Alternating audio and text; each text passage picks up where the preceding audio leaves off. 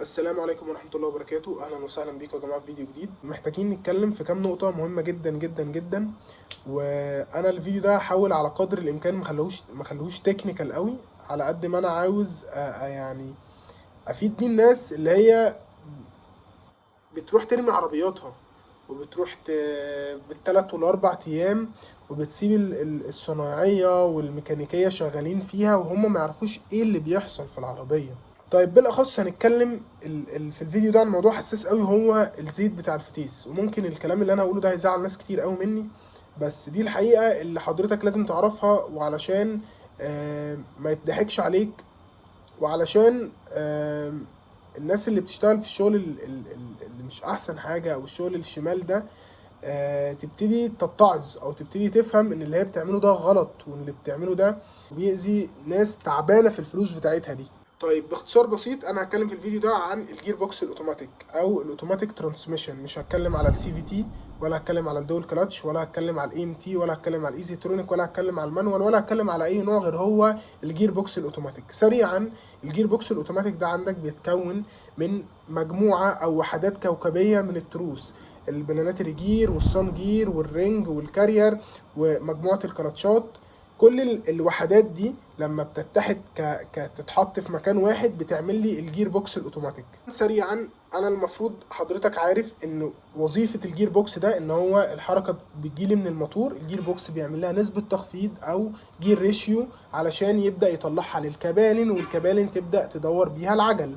فعلى سبيل المثال لو انا مثلا محتاج عزم، ففي الحالة دي عندي ترس صغير هو اللي بيدور ترس كبير. طب لو العكس، عايز سرعة، في الحالة دي ترس كبير هو اللي بيحرك لي او بيدور لي ترس صغير.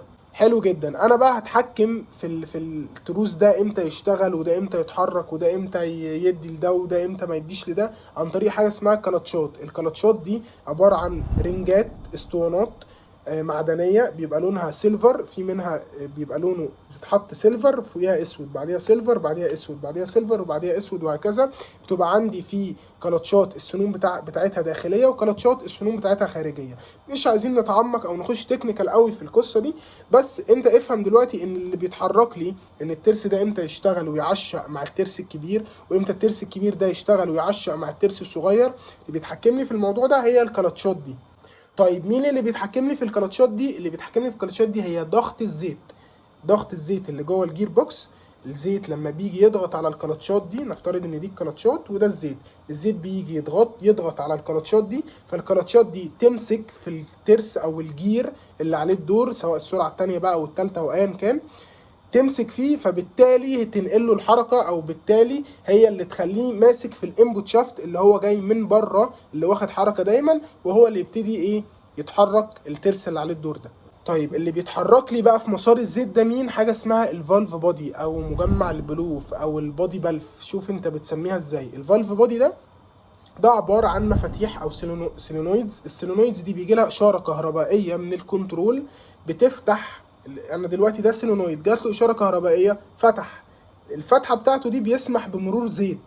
الزيت ده لما بيمر من السيلينويد ده بيروح لي على الكلاتشات. الزيت يضغط على الكلاتشات تمسك في الترس، فالترس يبتدي اللي عليه الدور هو اللي يشتغل. طيب انا ليه بفهمك القصه دي بقى كلها؟ علشان اقول لك بقى اللي جاي. اللي جاي ايه؟ زيت الفتيس بتاعك حضرتك لازم تفهم حاجتين: ان ده حاجة حساسة جدا في العربية. الفتيس ده هو حاجة فعلا حساسة جدا في العربية، لان هو مش رخيص، هو غالي جدا، والشغل بتاعه والعمرة بتاعته مش اي حد يعملها، وما بتطلعش بيرفكت 100% زي ما العربية قبل ما يحصل فيها المشكلة كانت موجودة. فلازم تفهم اللي انت بتتعامل معاه ده ايه، وحاجة فيها كمية علم وكمية ديتيلز كتيرة جدا جدا جدا. فحضرتك دلوقتي لما تروح لورشة معلش تحت السلم، والعربية تكون ماشية مثلا 200,000، والراجل يقول لك أو الصنايعي يقول لك أنا هغير لك زيت الفتيس بتاعك، مفيش مشكلة، عادي عادي، ده أنا عندي أصلا الزيت ده جوه. هو بيضلك، وحضرتك من قلة معرفة حضرتك بالعربية، أو إنك أنت ما عندكش معلومات كفاية عن الفتيس ده، فطبعا بتقول له تمام. طيب إيه اللي بيحصل هنا؟ أنت العربية بتاعتك لازم تفهم حاجة: ان الصيانة بتاعت زيت الفتيس لازم تتعمل كل 60,000 ل80,000 كيلو، ما تزودش عن 80، ويعني ما تقلش اكيد مش هتعملها على 30,000 او 20,000. فخليك في الرينج الطبيعي اللي هو من 60,000 ل80,000. طيب حلو جدا. انت دلوقتي واحد معاك العربيه، جيت قلت لي انا عايز اغير زيت الفتيس. العربيه ماشيه كام الف يا عمنا؟ العربيه ماشيه 70,000. لازم في الحاله دي برضو اتاكد ان الفتيس بتاعك من جوه كويس. وبتاكد ازاي؟ ان انا باخد عينه من زيت الفتيس. ايه فايده العينه دي؟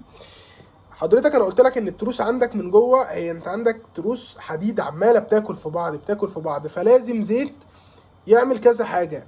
اول حاجه يبرد لي التروس اللي جوه دي، ويوفر لي نسبه لزوجه عشان التروس اللي جوه دي ما تتاكلش. وفي نفس الوقت الزيت ده هو اللي بيتحكم لي في الضغط اللي بيتضغط على الكلاتش علشان ابدا اتحكم في الترس اللي انا عاوزه. طيب حلو جدا. انت دلوقتي الزيت بتاعك ده لو انت فضلت فتره ماشي عليه، الفترة دي اللي هو 200,000 300,000 أيا كان، وهوبا جت مرة واحدة أنت عايز تغير زيت الفتيس، أو حد قالك روح غير زيت الفتيس. الزيت ده لو أنت جيت قمت منزله مرة واحدة وحطيت الزيت الجديد، دي كده أنت بتعمل مصيبة أو بتعمل كارثة. ليه بقى؟ أنت عندك الزيت القديم اللي أنت ماشي عليه حضرتك 300,000، وهو المفروض بيتغير من 60 ل 80,000 كيلو، أنت ماشي عليه 300,000. أولا الزيت ده اتحرق، الخواص بتاعته ما بقتش موجودة، اللزوجة بتاعته قلت. الزيت عمل حاجة، ودي بقى اخطر حاجة في الكيس اللي احنا بنتكلم عليها دي، اسمها الرايش. ايه هو الرايش ده؟ الرايش ده بينتج ان الزيت ما بقاش فيه لزوجته قلت جدا، فالتروس اللي عماله بتاكل في بعض جوه دي الاحتكاك ما بينها زاد، فابتدت تعمل عندي حاجه اسمها برادة حديد. برادة الحديد دي الكارثه بقى، دي الكارثه كلها. ايه برادة الحديد دي؟ عباره عن برادة حديد خالص، خلاص هي بقت على التروس نتيجة الاحتكاك الزيادة، نتيجة ان الزيت ما بقاش قادر، اللزوجة بتاعته ما بقتش قادرة تمنع الاحتكاك ده. وكمان الرايش ده خلاص هو بقى موجود جوه الجير بوكس كله، وموجود في حوالين التروس كلها. فبالتالي حضرتك لما تيجي تنزل الزيت القديم ده، انت نزلت دلوقتي الزيت القديم حلو كده، نزل بجزء من الرايش ده، مستحيل ينزل بالرايش كله، مستحيل ينزل بالرايش كله اللي موجود في الجير بوكس، نزل بجزء من الرايش ده. طيب وحضرتك حطيت زيت جديد بلزوجه جديده جوه الجير بوكس، طبعا اللزوجه اعلى جدا. الزيت الجديد ده هياخد الرايش اللي في الجير بوكس كله ده، هياخده ويروح موزعه على التروس تاني، وهينزل جزء منه في الفالف بادي اللي انا قلت لحضرتك ان هو عباره عن سيلونويدز. السيلونويدز دي بيجي لها اشاره كهرباء بتفتح بتعدي الزيت، القصه اللي احنا اتكلمنا فيها في الاول دي. فهيروح الزيت الجديد ده يروح واخد جزء من الرايش ده منزله في الفالف بادي، سادت الفالف بادي خالص. خلاص انت المجاري اللي هي كانت بتعدي الزيت اتسدد بالرايش. فبالتالي هتلاقي العربيه بتاخر في النقلات، هتلاقي العربيه فيها هبده في الغيارات، الغيارات ما بين كل غيار وغيار هتلاقي فيه هبده. هتلاقي ان العربيه اصلا على في سرعه الثالث او الرابع او الخامس او الثاني ايا كان، هي العربيه مش عايزه تطلع على السرعه دي اصلا. كل ده نتيجه ايه؟ نتيجه قله وعي، نتيجه ان انا العربيه ماشيه 300,000. اي زيت لازم تفهم ان اي زيت ليه خواص، اي زيت، حتى زيت الموتور بتاع العربيه.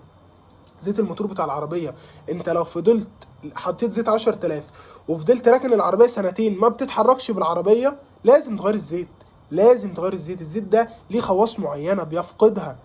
كاوتش العربيه اللي حضرتك بتشتريه، كاوتش العربيه ده حتى لو انت جايبه راكنه في البيت عند حضرتك من 3 ل5 سنين ويتغير، بيفقد الخواص بتاعته. اي حاجه في الدنيا احنا عايشين فيها ليها خواص، فما بالك بقى حاجه انت على طول شغاله ودرجه حرارتها عاليه وفيها رايش واللزوجه بتاعتها قلت، انت جاي عايز تغيرها وتحط الجديد على القديم؟ مستحيل، ما ينفعش. الحل هنا ان حضرتك تعمله انك انت تفضل محافظ على زيت الفتيس بتاعك من 60 ل 80 الف كيلو، كل 60,000 غير زيت الفتيس، مفيش مشكله. وانت بتغير الزيت برضو قول للصنايعي او للمهندس اللي عند حضرتك، قول له خد لي عينه من زيت الفتيس، انت بص عليه. زيت الفتيس لازم يبقى نازل وردي، يبقى نازل وردي، ما يبقاش اسود، ما يبقاش فيه رايش. الرايش ده عباره عن نقط سودا كده، قول له يحط لك الزيت على ورقه بيضاء او منديل ابيض، انت هتشوف الرايش. لقيت حاجه زي كده اوعى تغير زيت الفتيس، اوعى تغير زيت الفتيس طبعا. الخلاصه من اللي انا بقوله ده، لان فعلا اقسم بالله الواحد شاف مصايب الصناعيه بتعملها، ومشيت من اماكن كتير جدا بسبب ان في شغل شمال من الاخر بيحصل، وبيضحكوا على الناس ومش متقين الله. انا استحرمت الفلوس دي الصراحه انها تخش لي جيبي. العميل يبقى جاي مش فاهم اي حاجه، ولو واحده ست بقى يا لهوي بياكلوا بدماغها حلاوه. مش فاهم اي حاجه ومش عارف اي حاجه، يجي يا باشا ايوه تعالى، ويقولوا له ايه، يقولوا له على ضمانتك. طب هو اصلا مش فاهم على ضمانه ايه. فلو العربيه باظت او الفتيس باظ يقولوا له ده احنا قلنا لك. طب انت من الاول فين؟ هو راجل مش فاهم، انت ليه ما تقولوش؟ انت ليه ما يكونش عندك ضمير تقول له؟ زيت الفتيس، انا بقول لكم الفيديو ده لوجه الله والله. افهم ان زيت الفتيس لازم يتغير لو انت حابب تغيره من 60,000 ل 80,000 كيلو. بعد كده ابتديت تخش في ال100,000، ال90,000، ال105، ال110، ابتدي خد عينه من زيت الفتيس وبص عليها الاول.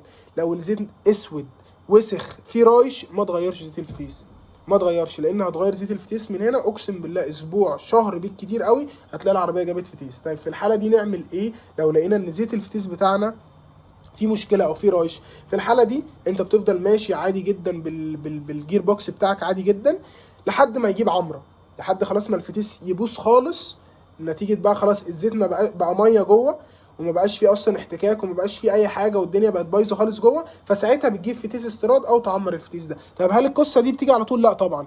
انت لو غيرت زيت فتيس وفيه رايش شهر واحد بس العربيه هتجيب فتيس.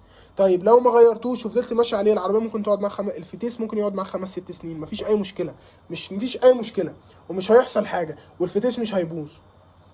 انت فاهمني؟ في حاله انك لقيت رايش، اوعى تغير زيت الفتيس. وفي بقى حاجه صايعه كمان بقوا يعملوها دلوقتي، يقول لك ده احنا هنغير لك 2 لتر في 2 لتر. ايه المنطق اللي بيقول كده؟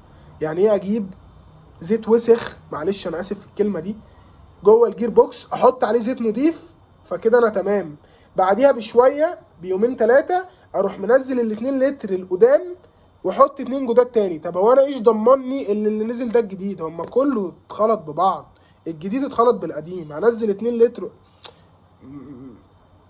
اتمنى ان الناس تبقى عندها وعي كامل للي بيحصل، وتكون فاهمه هي بتقول ايه.